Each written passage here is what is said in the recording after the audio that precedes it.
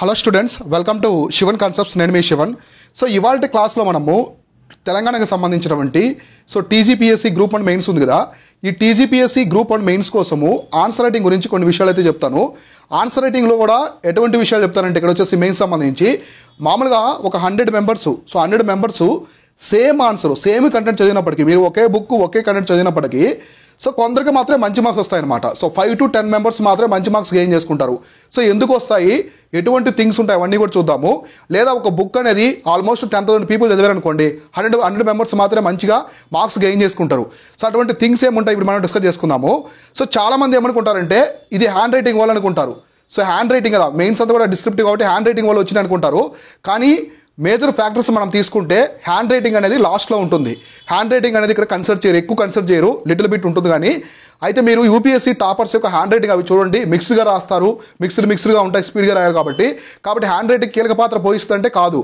మీ hand writing చాలా అందంగా ఉందంటే కాదు. మీరు రాసే కంటెంట్ చాలా క్వాలిటీగా ఉండాలి. కంటెంట్ అనేది క్వాలిటీ ఎవరిది ఉంటుందో, కరెక్ట్గా వాళ్ళు ఏం డిమాండ్ చేశారు క్వశ్చన్లో వాటికి మీరు అందించగలిగితే కంటెంట్ అనేది బాగా మంచి మార్క్స్ వచ్చేదానికి అవకాశం ఉంటుంది.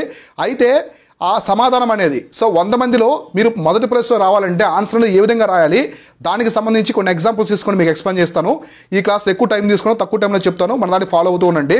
అయితే ఈ విధంగా ఆన్సర్స్ రాయాలంటే మనం ఒక ఆన్సర్ రైటింగ్ ప్రోగ్రామ్ తీసుకొచ్చాము, మిషన్ కోహినూర్ అని చెప్పేసి. ఈ మిషన్ కోహినూర్ మొత్తం కూడా కంప్లీట్గా మెంటర్షిప్ ప్రోగ్రాము. దానికి సంబంధించిన డీటెయిల్స్ అన్ని కూడా డిస్క్రిప్షన్లో లింక్ ఇచ్చాను, అక్కడి నుంచి మీరైతే మన యాప్లో చెక్ చేసుకోవచ్చు. అండ్ మన టెలిగ్రామ్ ఛానల్ కూడా జాయిన్ అవ్వండి, మీకు అర్థమవుతుంది. ఇప్పుడు మనము ఒక క్వశ్చన్ తీసుకొని సిలబస్కి సంబంధించి ఒక క్వశ్చన్ తీసుకుని నీట్గా మనమైతే ఎక్స్ప్లెయిన్ చేసుకుందాము. దీనికి సంబంధించి అయితే మనం సిలబస్ల ప్రకారము ఇండియన్ హిస్టరీ తీసుకుందాం. మీకు అందరికీ ఇండియన్ హిస్టరీ తెలుసు కాబట్టి ఇండియన్ హిస్టరీలో ఒక క్వశ్చన్ తీసుకొని వాటికి 2 క్వశ్చన్లు తీసుకుని ఎలా రాస్తే మనకి మార్క్స్ అనేది ఎక్కువ రావచ్చు అనేది మనం చూద్దాం. ఫస్ట్ ఇప్పుడు మనం తీసుకునేది ఇండియన్ హిస్టరీ. భారతదేశ చరిత్ర. ఇండియన్ హిస్టరీ నుంచి 2 క్వశ్చన్స్ తీసుకుందాం.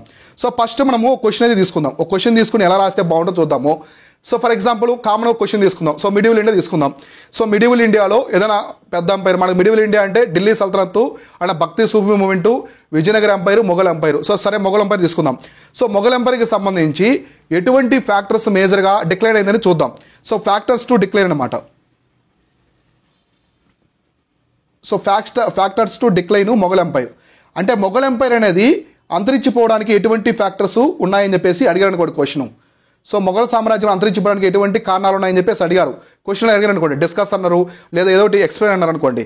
దీనికి ఆన్సర్స్ అనేది డిఫరెంట్ ఆస్పిరెంట్స్ డిఫరెంట్గా రాస్తారు. ఫర్ ఎగ్జాంపుల్ కొంతమంది ఏమి రాస్తారు, దీనికి పారాగ్రాఫ్స్లో రాస్తారు. కొంతమంది పారాగ్రాఫ్లో రాస్తారు. మరి కొంతమంది బుల్లెట్ పాయింట్స్ రాస్తారు. బుల్లెట్ పాయింట్స్ అనేవి పెట్టి రాస్తారు.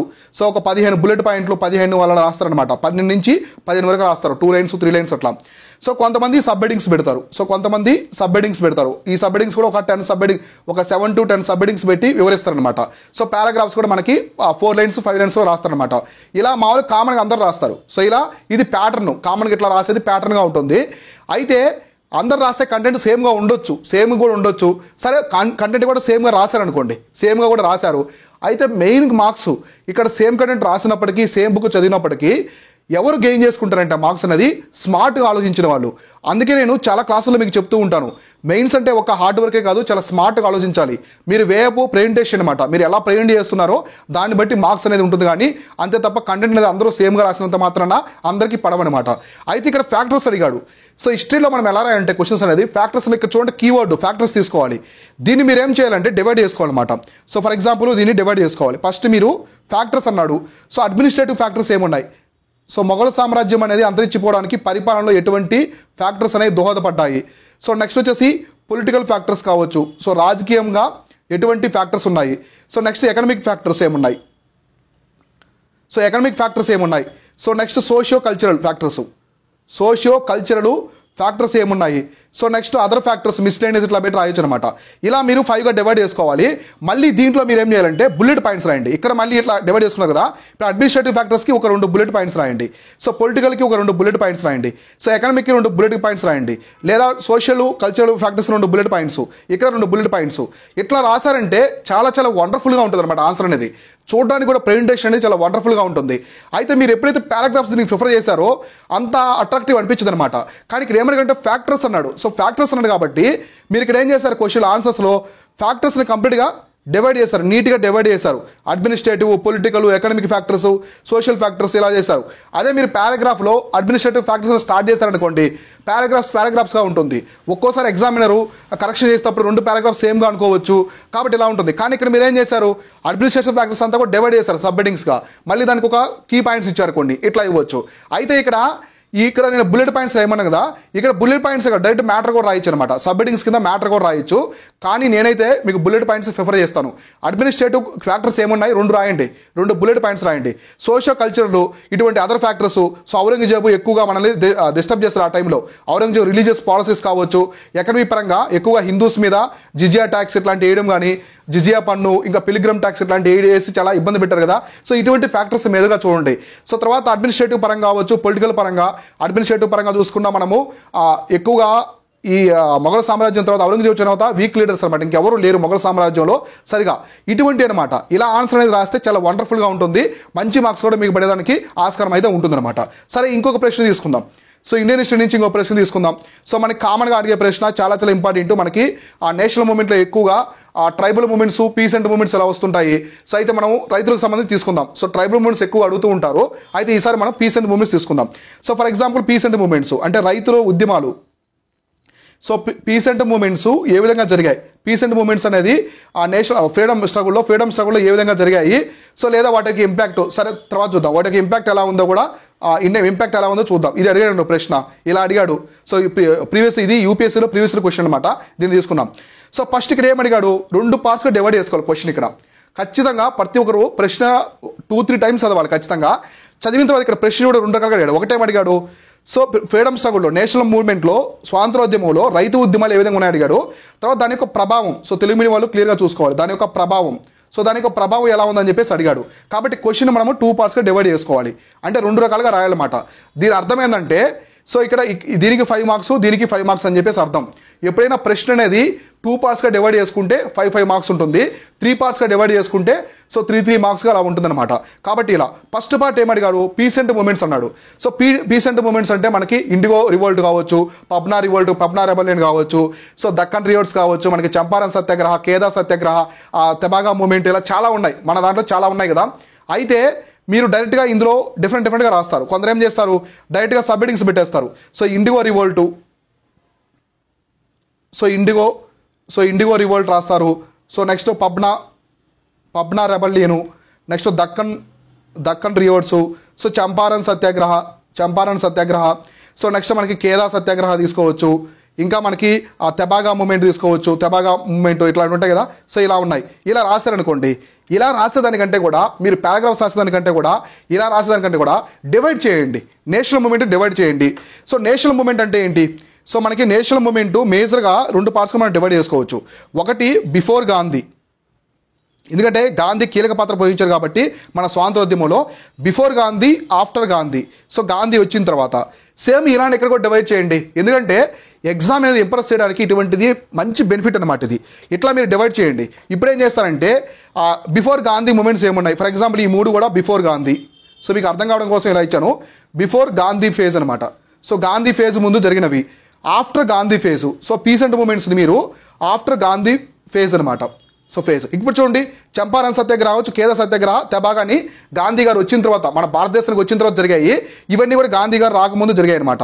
సో చాలా క్లారిటీగా ఉంది కదా ఇన్ఫర్మేషన్. చూడండి, మీరు గాంధీ గారు రాకముందు ఇచ్చారు, గాంధీ వచ్చిన తర్వాత ఇచ్చారనమాట. చాలా క్లియర్ కట్గా ఉంది ఇన్ఫర్మేషన్. సో ఇది 5 మార్క్స్ అనమాట. ఇక్కడ చాలా వండర్ఫుల్ మార్క్స్ ఇవ్వడానికి ఆస్కారం ఉంటుంది. ఇయర్స్ కాబట్టి ఖచ్చితంగా మీరు ఇయర్స్ కూడా మెన్షన్ చేయాలి, హిస్టరీ కాబట్టి. ఓకేనా. నెక్స్ట్ పార్ట్ ఏమన్నా ఇంపాక్ట్ అడిగాడు. సో ఇంపాక్ట్ కాబట్టి ఇప్పుడు మీరు ఏం చేస్తారంటే ఈ రెండింటికి మిక్స్డ్గా రాయండి. సో మిక్స్డ్గా ఉండాలి ఇక్కడ ఇంపాక్ట్ అనేది. సో ఇది నేషనల్ మూమెంట్కి ఏ విధంగా ఇంపాక్ట్ చూపించింది, సో నేషనల్ మూమెంట్లో ఎటువంటి ఇంపాక్ట్ చూపించింది అనేది ఇక్కడ మీరు మిక్స్డ్గా ఉండాలి కంటెంట్ అనేది. So before Gandhi, after Gandhi అవసరం లేదు. ఇంపాక్ట్ అంటే మన స్వాతంత్రోద్యమం మొత్తంలో పీసెంట్ మూమెంట్స్ ఏ విధంగా ఇంపాక్ట్ చూపించాయో దానికి సంబంధించిన ప్రభావాలు అనేది ఇక్కడ మిక్స్డ్గా రాయండి. దట్స్ ఏ వండర్ఫుల్ ఆన్సర్ అనమాట. ఇంతకు మించి అవసరం లేదు. ఇక్కడ మీరు కంటెంట్ కరెక్ట్గా ఇవ్వగలగాలి. ఇయర్స్ కావచ్చు, ఆ వర్డ్స్ మీరు ఇచ్చే వర్డ్స్ కావచ్చు, రాసే విధానము, సింప్లిసిటీ, ఆన్సర్ అనేది చాలా వండర్ఫుల్గా రాయాల్సిన అవసరం లేదు. అంటే ఇంగ్లీష్ అనేది చాలా ఫ్లూయెంట్గా రావాల్సిన అవసరం లేదు. సింపుల్గా రాయండి. స్టేట్ పీసీఎస్ ఎగ్జామ్ ఇది. సింపుల్గా మీరు ఏం ప్రేరణ చేయాలనుకుంటున్నారు ఎగ్జామినర్కి, అక్కడ క్వశ్చన్ ఏం డిమాండ్ చేస్తుందో కనుక్కోండి. ఫస్ట్ కీవర్డ్, టెయిల్ వర్డ్ చూసుకోండి. డిస్కస్ అన్నాడా, డిస్కస్ అంటే కొంచెం డెప్త్గా రాయండి. ఎక్స్ప్లెయిన్ అంటే కొంచెం బ్రీఫ్గా రాయండి, ఇట్లాంటివన్నీ ఉంటాయన్నమాట.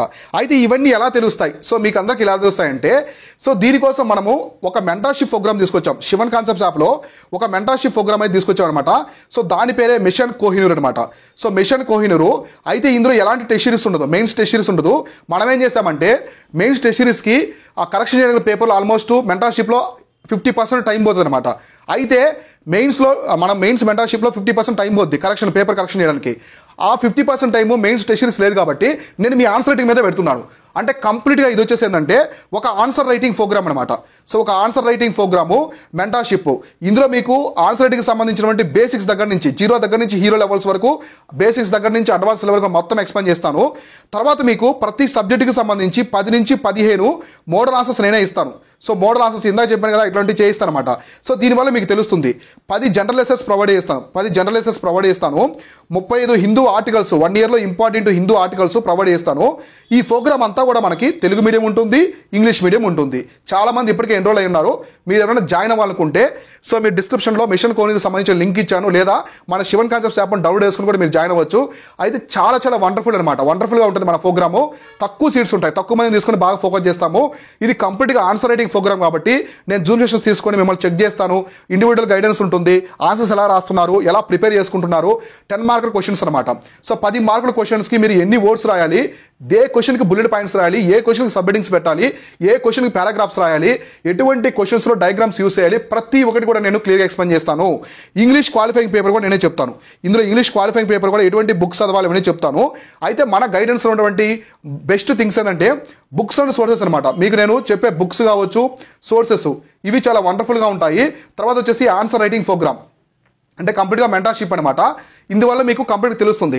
మిగతా వాళ్ళకంటే కూడా ఎగ్జామ్లో మీకు 15-20 మంది కంటే కూడా ప్రతి 15-20 మందిలో కరెక్షన్ చేస్తారు పేపర్లో. అందులో మీది బెస్ట్ ఆన్సర్ ఉండే విధంగా మన గైడెన్స్ అయితే ఉంటుంది. కాబట్టి మీకు ఎవరికైనా డౌట్స్ ఉంటే మన వాట్సాప్ టీమ్ని కాంటాక్ట్ అవ్వండి. డిస్క్రిప్షన్లో లింక్ ఇచ్చాను, వాళ్ళు మీకు దీనికి సంబంధించిన కంప్లీట్ డీటెయిల్స్ ఇస్తారు. సో డీటెయిల్స్ తీసుకున్న తర్వాత మీకు నచ్చితే ప్రోగ్రామ్ జాయిన్ అవ్వండి. కొన్ని డెమోస్ కూడా పెట్టున్నాను మన మిషన్ కోహినూర్లో యాప్లో, కొన్ని డెమోస్ మోడల్ ఆన్సర్స్ కావచ్చు, కొన్ని వీడియోస్ కూడా పెట్టున్నాం చూడండి. మీకు నచ్చితే ఖచ్చితంగా జాయిన్ అవ్వండి. చాలా చాలా వండర్ఫుల్ ఆపర్చునిటీ ఇది. అయితే పెద్ద నోటిఫికేషన్ ఇది తెలంగాణ వాళ్ళకి సంబంధించి. ఇంత పెద్ద నోటిఫికేషన్ మళ్ళీ రాకపోవచ్చు కాబట్టి ఇటువంటి సువర్ణ అవకాశాన్ని అయితే మీరు ఉపయోగించుకోండి.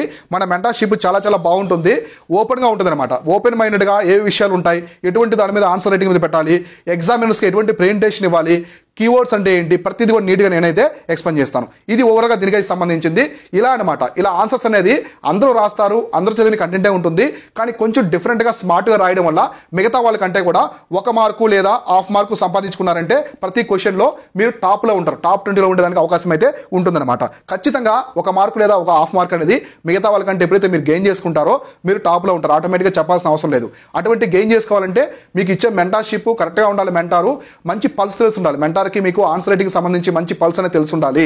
అయితే టెస్ట్ సిరీస్కి సంబంధించి చూసుకుంటే టెస్ట్ సిరీస్ నేను మీకు బయట మార్కెట్లో మంచి ఏ ఉన్నాయో చూసి అవి నేను మీకు సజెస్ట్ చేస్తాను. ఓకేనా, సజెస్ట్ చేస్తాను, ఎటువంటి ప్రాబ్లం ఉండదు. మీకు టెస్ట్లో కొన్ని కామెంట్స్ పెడతారు కదా, టెస్ట్లో అవన్నీ నాకు పిక్స్ పెట్టినా కూడా నేను చూసి ఎక్కడ తగ్గుతున్నాయి స్కోరు అవన్నీ కూడా నేను నీట్గా మీకు స్ట్రాటజీ అనేది ఇవ్వడం అయితే జరుగుతుందన్నమాట. ఇది ఓవర్గా దీనికైతే సంబంధించింది. మన మిషన్ కోహినూర్ ప్రోగ్రామ్ చాలా తక్కువ సీట్స్ ఉంటాయి, తక్కువ మంది మీద ఫోకస్ చేస్తాము. జాయిన్ అవ్వాలనుకుంటే డిస్క్రిప్షన్లో వాట్సాప్ లింక్ ఉంది, అక్కడ నుంచి జాయిన్ అవ్వచ్చు. లేదా మీరు డైరెక్ట్ కోర్స్ లింక్ ఉంది, యాప్ డౌన్లోడ్ చేసుకుని కూడా జాయిన్ అవ్వచ్చు అనమాట. అయితే అందరూ కూడా మన టెలిగ్రామ్ ఛానల్లో జాయిన్ అవ్వండి. మీకు ఏమైనా సంబంధించిన అప్డేట్స్ అన్ని కూడా అందులో ఇస్తూ ఉంటారు అనమాట. ఇది ఓవర్గా దీనికైతే సంబంధించింది. Keep watching, keep learning. నేను మీ Shivan, signing off. Thank you so much.